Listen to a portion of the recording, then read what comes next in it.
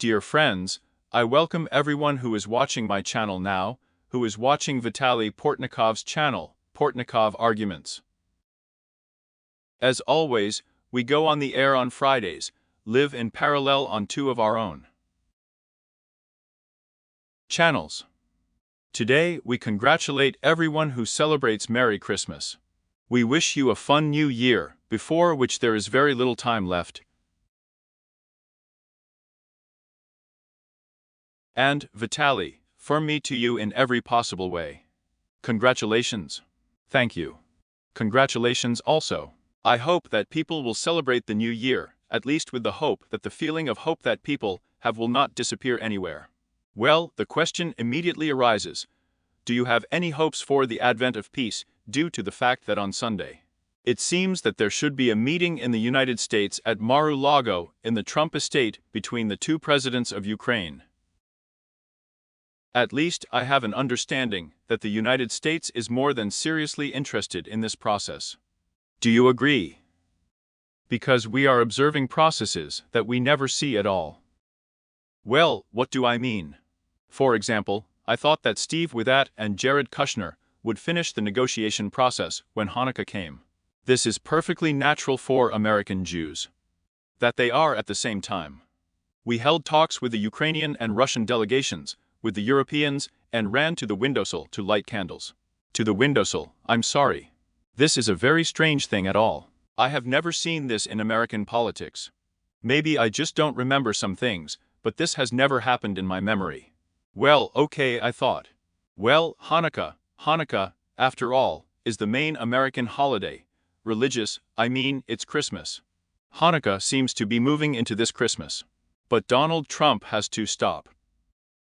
Donald Trump spoke when he congratulated Merry Christmas, that he would have been happy to celebrate this holiday much more meaningfully, but he has to deal with Russia and Ukraine. I thought it was a figure of speech, but no, he's going to meet Zelensky in Mar-a-Lago on Christmas days. It's Christmas days. By the way, there has never been a Zelensky Mar-a-Lago, if you remember. It met in Washington, D.C. Inviting Mar-a-Lago is such a gesture of affection, I would say so.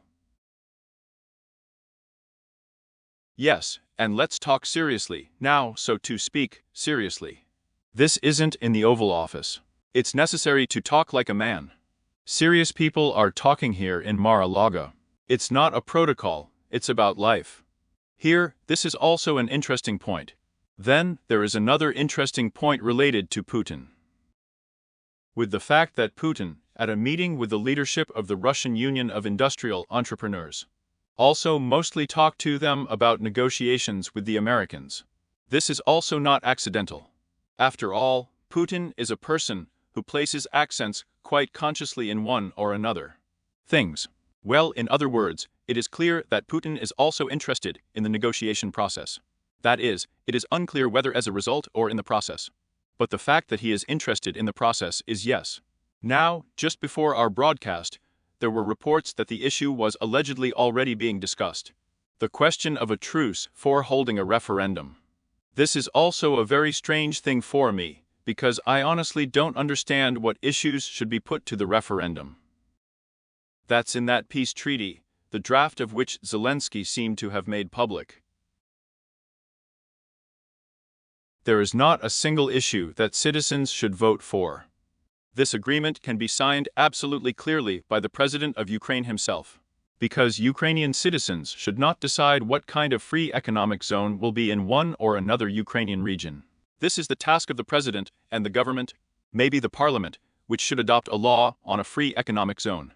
But Ukrainian citizens can speak out only if there is a question, for example, about the exclusion of the territory of Donetsk region or Luhansk region from Ukraine. Although the current constitution, as I believe, does not allow for a referendum on this issue. In addition, there is one more question. The president cannot initiate a referendum according to our legislation. A group of citizens does it. There is one more point. The law on the referendum explicitly prohibits voting related to the territorial integrity of Ukraine. Well, I mean, there are a million different questions. Well, and besides, there is a risk that such a referendum, if we start holding it, suppose we make some legislative changes. I don't know how. gather a group of citizens who initiate them, and so on. But the wording of the question, which will be put to a referendum, threatens to be similar to the one that was in March 1991.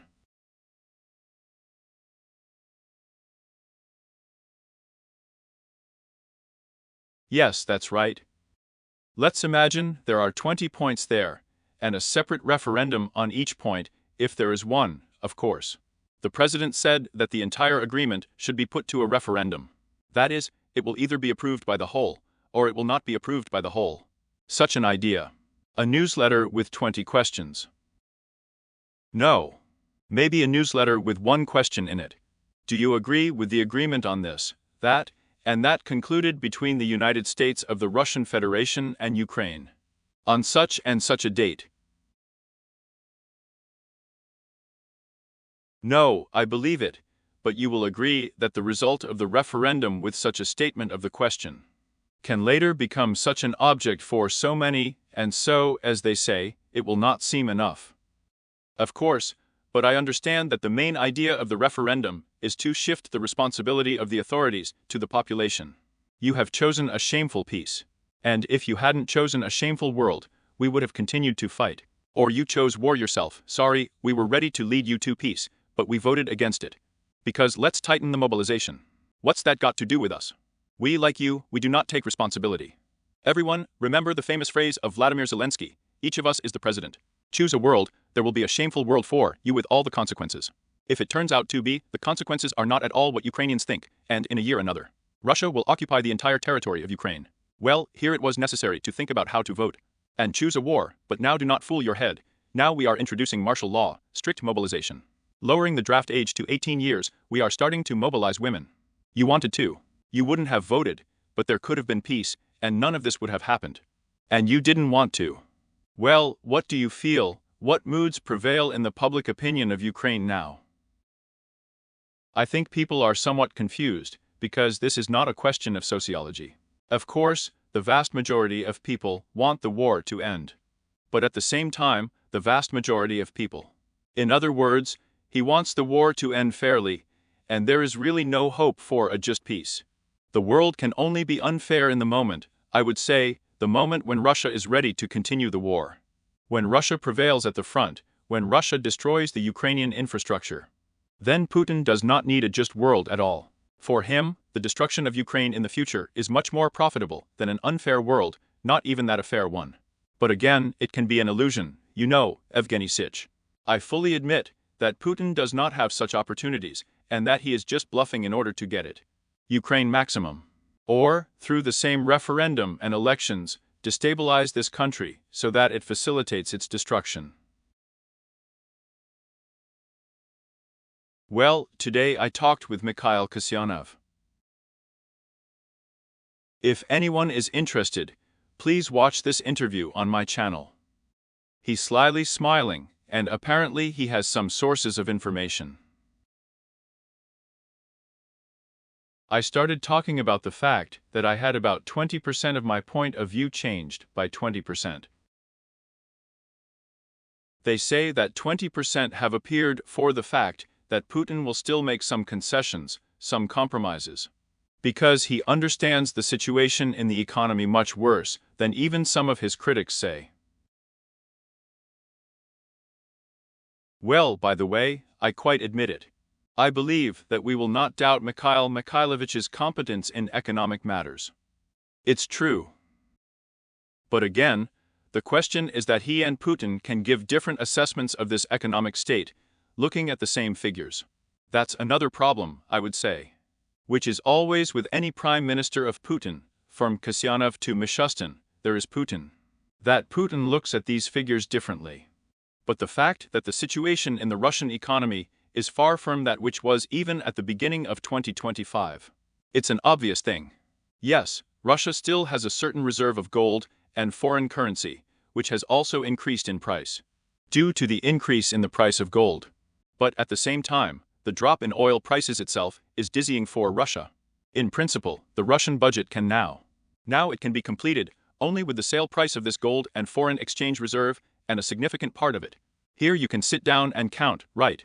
If oil is going to cost as much as it costs next year, I mean the jurors, and if we have to spend as much on the war, and in general on the budget as it is spent, then what part of the Russian gold and foreign exchange reserves have disappeared? But it can be worse, not better, as they say.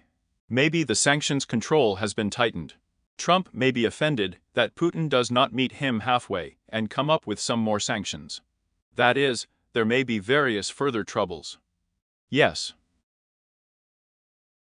Probably anything. And you know, there is still such a factor. We don't know, unfortunately, to be honest.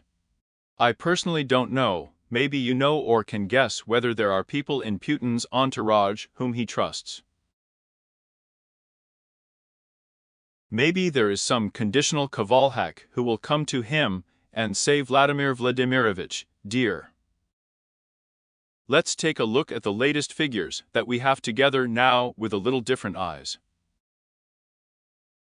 I assume that, most likely, this is not some high-ranking official, but someone from such an informal inner circle. We can allow this to happen. But this person clearly should not be from the economic bloc. Putin hardly trusts people from the economic bloc. He can trust people like Kovalhak and Rotenberg, but again, he can always assume that they are guided by some of their business interests. It's such a trust. But you know that Kovalhak is still, in a sense, a person who is also engaged in ideological pumping and political pumping of Vladimir Putin. Maybe there will be some kind of enforcer capable of realizing reality, but again, we have seen that what Nikolai Patrushev has been saying in general in recent years indicates very serious, so to speak, changes in consciousness.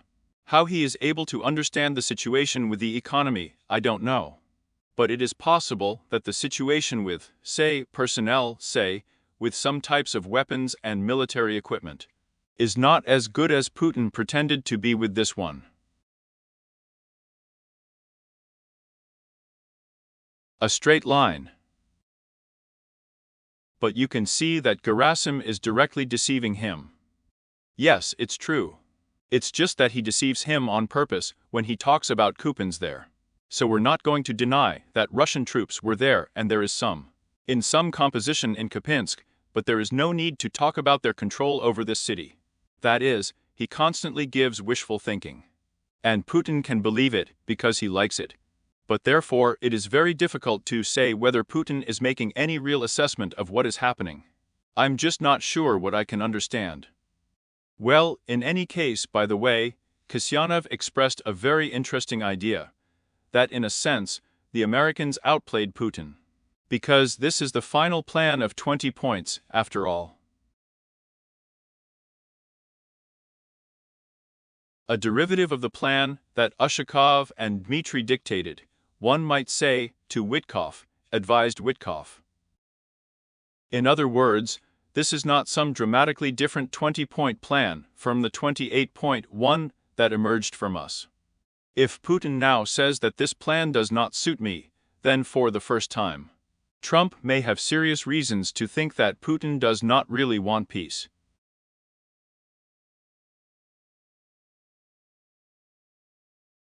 If he denies the plan, which is initially based on his ideas and on the proposals of Ushakov and Dmitriev. And do you remember how Ushakov told Dmitriev on the tapes made public by Bloomberg that there is a great danger that we will offer them this plan, and they will write something of their own there. And then they will say that it is ours. Well, Vysakov was right, and that's what happened. So it happened in a sense. And indeed, it still seems to me. I do not know, I do not want to intrude on anyone's pessimistic mood, but it still seems to me that now Putin will try to continue these negotiations are not for the result, but for the process. I also believe that Putin would continue to negotiate for the process. But if talks about a truce for the sake of a referendum have already begun, as you understand, Ukrainians will say that 60 days. 90 days are needed there, Putin will say 30 days, but the very fact of a truce. As you know, this is such a story, it will be quite difficult to break the truce. And it is clear that any party which defends may during the truce to strengthen seriously enough. Because even if you give 30 days of truce, 45 days of truce, and then you want to attack again. A lot of events happen during these 35 minus 45 days or 60. New defensive fortifications appear. You can't stop them from being built. Completely different positions of troops appear. You can't stop them to take these positions. The infrastructure that you could otherwise destroy in these 60 days is being repaired. And you have to start all over again in many places. Therefore, it will be a serious act for Putin. And if he refuses this truce for the sake of a referendum, or for the sake of a choice in Ukraine, he will again show Trump that he is not capable of negotiating, which is also by no means his task. Well, someone from my regular viewers, Vitaly, I have such a regular viewer, writes. First of all, it is easier to hold a referendum than an election. Why it is easier than elections? Secondly, it is necessary to give the people the opportunity to express their attitude to all this. If Ukrainians vote against the elections or against the plan, it will be possible with this. American friends with a clear conscience can present the results of the referendum together. The people are against it, and go fuck yourself. And if they vote for elections, then, of course, elections are needed. The referendum will no longer be about choice, actually, and about the beginning or the end or the continuation of the war. The referendum is not about choice. It may be combined with the presidential election. For example, it may not be combined. The issue of elections in Ukraine will not be put to the referendum. A question will be put to the referendum about whether Ukraine agrees or disagrees with the peace treaty that can be agreed upon by Moscow, Washington, and Kiev. That's it. This is the most important moment that exists.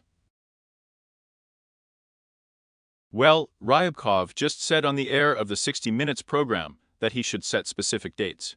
The settlement is incorrect. There is no need to name any deadlines. And what is meant by specific settlement dates? Again, what does the Deputy Minister of Foreign Affairs of Russia mean? Again, under settlement. Well, probably the signing of some kind of peace agreement. Or maybe a ceasefire agreement. After all, a ceasefire and a peace agreement, you must agree, are two different things. Look, there is no question of any ceasefire at all after Anchorage. And Levkov also said that negotiations on Ukraine should proceed within the framework agreed at the Anchorage summit. This is not a basic framework for us, it is an imperative. We can't go beyond that. So that's what the Anchorage base is. The Anchorage base says a ceasefire can only take place after signing of the peace treaty on the Dinadu. I keep reminding you that the spirit of Anchorage is Donald Trump's rejection of a completely logical concept.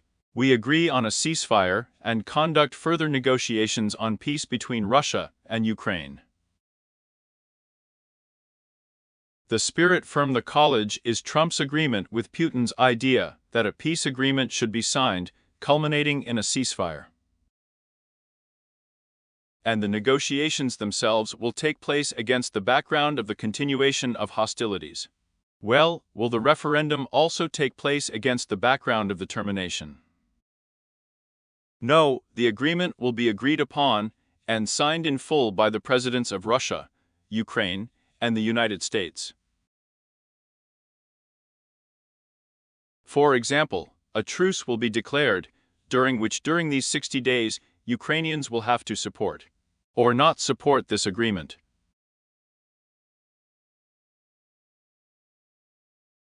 If they do not support this agreement, it will be invalidated and renewed.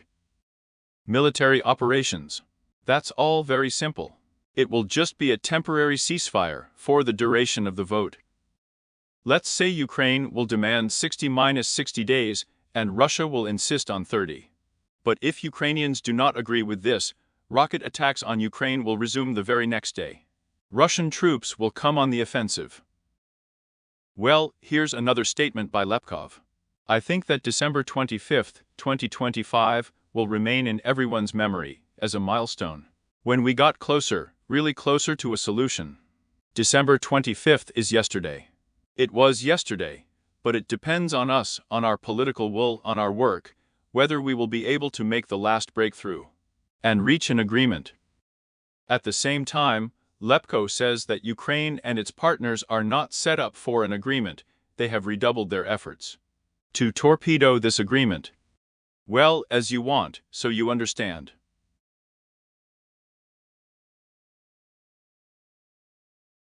Well, look, there's another piece of news.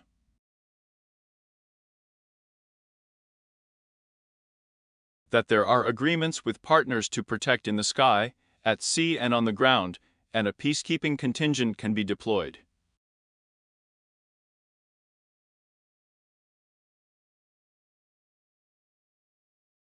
Only in case of termination. Combat operations. This is a direct quote from Vladimir Zelensky. Plus, he says that legislative initiatives for holding referendum elections already exist. The referendum issue is included in the 20-point plan. Well, again, there's a very good question. And Russia agreed to the placement of contingent Ukrainian allies. Who will protect her in heaven, on earth? Or is it separate? I think that Russia, as they say, will lay down its bones, but it will not agree to this.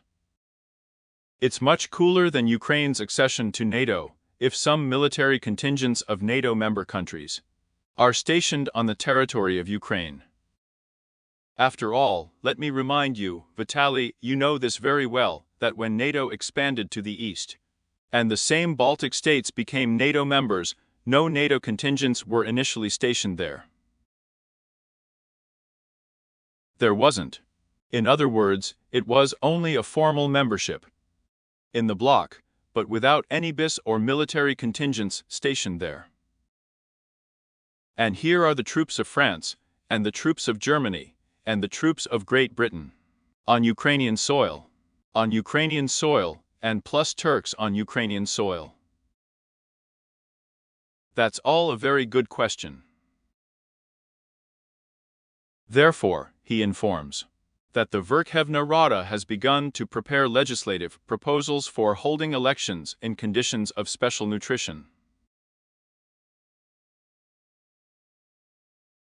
Here. Well, this is the representative of the Verkhovna Rada Committee on the Organization of State Power and Local Self-Government. Elena Shuliak says. Well, that is, there are a lot of questions here. As they say. Oh yeah. Which? Here we are reading this news, we don't really understand how significant they are. And here's Ryabkov's statement today. Ukraine has distributed regulatory plans, which is radically different from what is being worked on with the United States. Well, that is, this is the 20 clear plan that he says. That's what Ryabkov says, not Putin, right? Yes, but he says it anyway. I'm not arguing, I'm not saying that we should trust Ryabkov in everything. But Axia also declares literally before our broadcast. The US administration believes that more progress has been made on Ukraine in 2 weeks than in a year. Yes. Well, yes, by the way, from Zelensky, there are 20 points from Zelensky's statement today.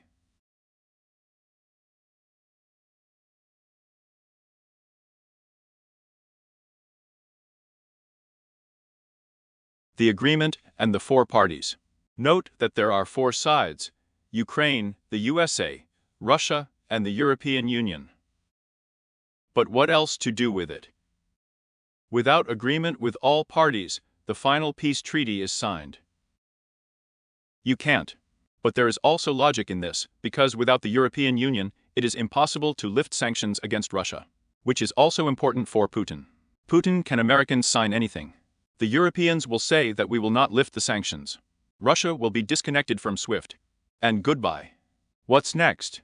Well, there is not only SWIFT, there are as many as 20 stages, 20 packages, sanctions, that have been introduced over the years. I personally very much doubt that there exists at all the mechanism of one-time termination, or, let's say, one-time cancellation of all these sanctions. So, a little anecdotally, it seems that suddenly goes out there, Ursula von der Leyen's comrade. He smiles cheerfully, claps his hands like that, and says that's it, we are canceling the sanctions. And we continue to live together as one family of all European nations, including Ukraine and Russia. No, well, I agree completely, yes. Yes, you are absolutely right. Yes, and then I have a question. Well, and if the European Union is a party to all these agreements, then how will these agreements be formalized with the European Union? Fortunately, some presidents and prime ministers will arrive this Sunday. What's next? No, I don't think that's going to be the case. I think that if everything is agreed, then on some day, maybe after the holiday in Washington, some kind of agreement will be signed. It will be signed at all. Or not in Washington. And I think that's not going to happen. I think that on behalf of the European Union, this agreement will be signed by a representative of the European Commission, most likely. And not by all the presidents of European countries. Here it is interesting what will happen to the UK. Oh, by the way. After all, the UK is not the European Union. Not the European Union, yes, this is such a problem. Sign whether she is alone or join this treaty. In other words, there are a million legal issues here. As you can guess. And that's what you say, this maybe it seems. Such a boring particular against the background of such global issues that are now rising in full growth, but nevertheless. Firm the statements of the last Vladimir Zelensky, the Russian.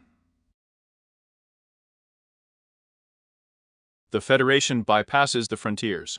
Our air defense is thanks to Belarus. Ukraine is already preparing a response. What's that supposed to mean? Will Ukraine start a war with Belarus or strike? No, maybe they will find some technical means to block these crawls. I do not know what it will look like. As I understand it, we are talking about some drones or maybe even missiles flying into Ukraine from Belarus. Or flying along the Belarusian-Ukrainian border, and then flying into Ukraine where there are no corresponding response elements. It can also be. I don't know, this is more a question for military experts, but it's not entirely clear what is meant. Maybe some kind of asymmetric response is being prepared. Well, I don't think Ukraine is ready to beat itself now.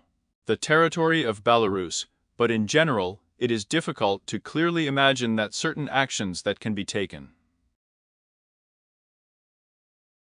Maybe there is an idea of how to act on the border between Ukraine and Belarus in order to solve this issue. All right, but in principle, what do you think, Vitaly, about all the numerous statements that have been made in recent weeks and months about what Russia has? There are plans to attack certain EU and NATO countries. Remember, German Defense Minister Boris Pistorius also said that I'm afraid of the latter. Summer. The last peaceful summer, yes. And Orban is now saying that this is the last peaceful year. And Orban says this is the last peaceful year. So, they will sign some agreements, they will agree on something in Mar-a-Lago, they will hold a referendum there. The end of hostilities, and then transfer Russian troops from the Ukrainian front somewhere to a new front, so what? I don't believe it. But I believe in something else, that if there is no peace agreement now, if it turns out that Ukraine is ready to resist Russian aggression in 2026, then the scaling of the conflict is almost inevitable. I do not claim that there will be any Russian troops entering European countries, I have never said so. But I'm talking about hybrid warfare, about possible drone strikes, namely strikes, and not just intelligence. For example, on the military facilities of European countries, those that are used to help Ukraine. Why?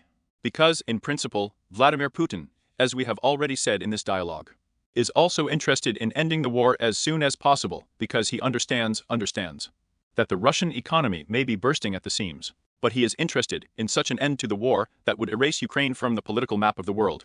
Or, at least, would allow him to annex most of the territory of a neighboring country to Russia.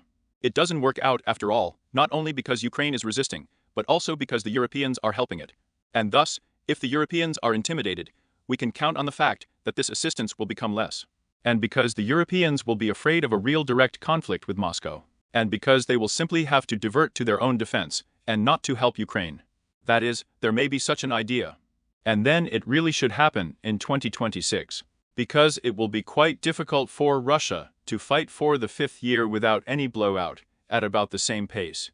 With the same financial and demographic sacrifices that were already made in the first 4 years of the Great Russian-Ukrainian War. By the way, there's another story that keeps coming to my mind. After all, there is a threat that if some elections are eventually held in Ukraine, it is likely that Putin will do everything to announce these elections.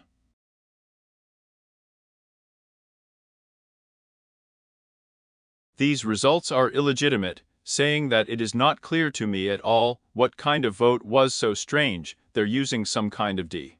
And how they could have been made up at all.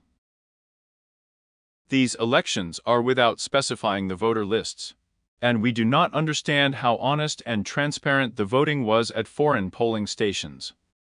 And in general, the parties that stand for the real Ukraine were not represented in these elections. The real Ukrainian political parties that advocate a new policy towards Russia for the restoration of friendly fraternal ties and joining the Eurasian Customs Union, blah blah blah blah. Well, you understand that in fact, if these elections are to take place, they must be coordinated with Russia. Russia will have to agree to a truce, to the fact that these are real elections, a real referendum, that it recognizes their results. Because otherwise, as you understand, there will be no real results for all of this. If Russia declares a truce, agrees that this is a real choice, and then says that no, it's not real anymore, then I don't think that as a result, someone will take Putin seriously. He will be one of the parties that will provide the conditions for holding these elections, or at least a referendum, which is what they are talking about in Kiev now.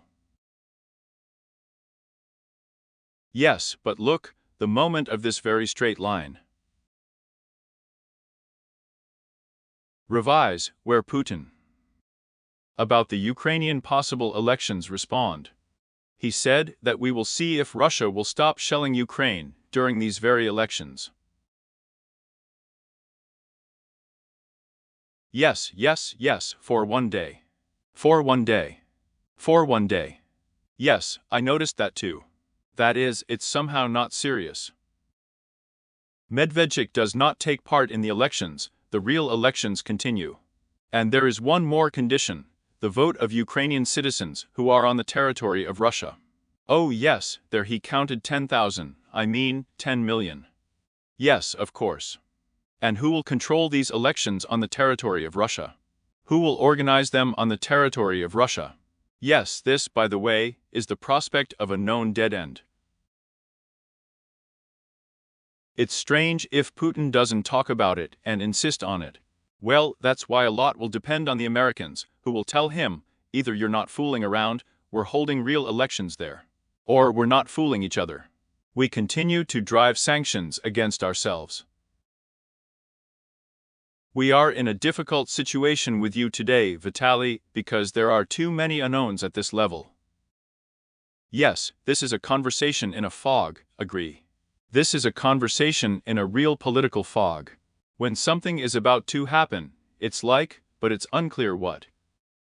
By the way, I remember very well that we lived in such a fog in October-November 1991, for some reason I thought. When the referendum on the independence of Ukraine has already passed, when it has already become clear that there is no updated one, there will be no union. The referendum on Ukraine's independence was held on December 1st. December 1st, therefore I say, November-December 1991 preparation for the referendum. Before that, There were meetings on the creation of some kind of economic union within the USSR. A lot of things like that. And well, yes, well in general, until the Belovezskaya Pusha broke out. No one could understand what, strictly speaking, would happen next. We saw that no one could understand what would happen next at all until messages began to arrive from Belovezskaya Pusha. More than that. You remember that when Yeltsin flew to Belovezskaya Pusha, he flew something, did not break up the Soviet Union. Agreed with Kravchuk on the form of Ukraine's participation in this renewed union. He was commissioned Gorbachev, with whom he met shortly before the meeting with Kravchuk. He just realized in the Belovezskaya Pusha itself that there was no other option. But why am I giving this as an example? Because even on the day when Yeltsin, Shushkevich and Kravchuk met in Vitaly, we did not really understand what would happen. Well, actually, Vitaly, we realized then that everything, the end of the Soviet Union, only after there was a meeting in Almaty or in Astana, and when de facto all the former republics of the Soviet Union, except those that have already lost independence, supported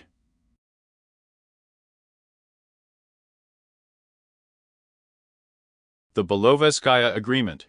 That's when it became clear if Kazakhstan, Uzbekistan, and other countries of the then Central Asia. Now they are called the countries of Central Asia, and then the Central Asian republics joined to the agreements in Vitaly. And that's when it became clear everything is over. Well, yes, but after the Russian-Ukrainian-Belarusian agreement, it was also unclear how the Soviet Union could exist without Russia. I'm sorry, of course.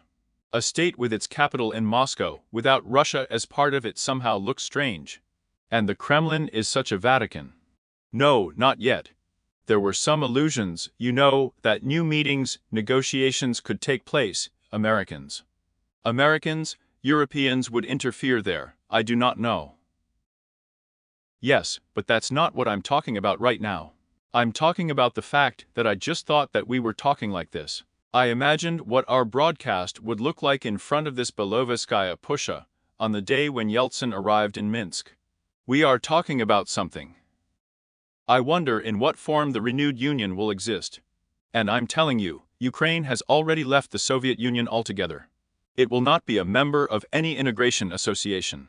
Here we are arguing like this, and then something appears that we didn't know about. Because I remember that I wrote a leading article on this Belovezskaya Pusha in an independent newspaper. I remember getting a call at night when all this was happening. They said, "Can you even understand what's going on, Vitaly?" No, I couldn't completely, no one could. Here. Yes, you know, I'll tell you more than that. I remember that just before Gorbachev's resignation and the day when the flag was lowered,